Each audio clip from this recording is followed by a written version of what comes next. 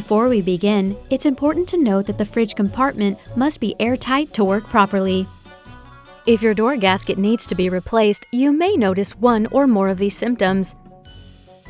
You may see condensation around the door or in the fridge, frost buildup, weak cooling inside your refrigerator, or visible damage to the gaskets.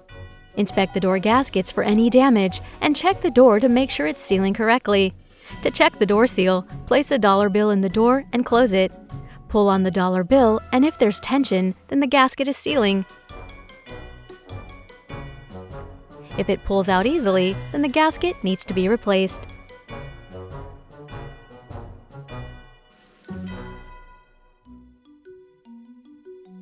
Be sure to use genuine Samsung parts and confirm that the part is compatible with your refrigerator model and type.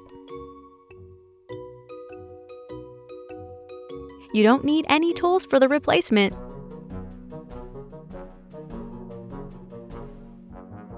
To remove the old gasket, start by pulling out the outside edge using some pressure, and then begin pulling it a little more towards the center of the door as you make your way around.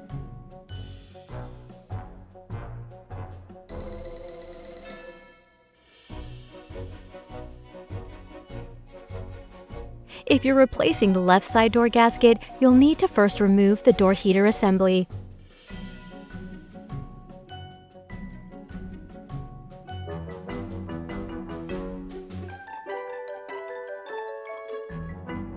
To install the new gasket, with the grooves of the gasket facing the inside of the door, firmly press it into the groove on the door.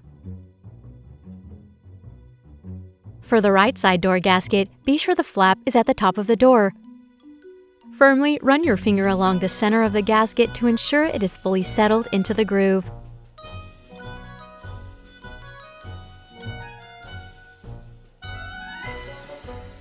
Remember to reinstall the door heater assembly if you replace the left side door gasket.